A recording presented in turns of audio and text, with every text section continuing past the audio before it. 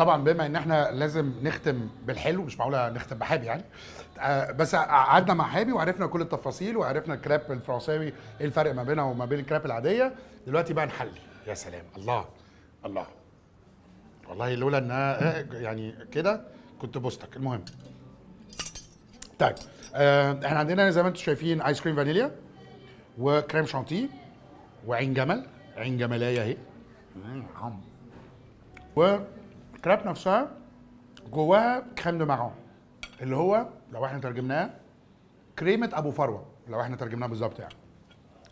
احنا طبعا بنبقى عارفين دايما المارون جلاسيه، بس المارون موجود في اشكال تانية كتير غير الجلاسيه يعني. الله الله. انت عندك الكراب فلات مش مسكره، الكريم دو مارون مسكره قوي، والايس كريم والكريم شانتيه حرب جوه بقك بتحصل. واللي هيكسب دايما، وانا شايف كمان صوص من هنا برضو مارون، ودايما اللي هيكسب هو المتعب. اللذيذ بقى ان الايس كريم ساقع والكريم دو مارون سخن، فالاثنين مع بعض، عارف سويت اند ساور ده هوت اند كولد، حاجه جميله قوي. الله.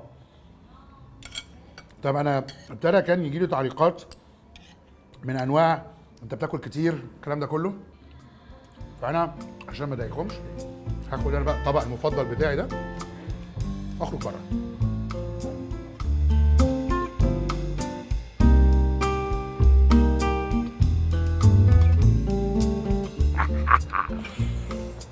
وبكده انا بوصلنا لاخر حلقتنا النهارده من الاكيل.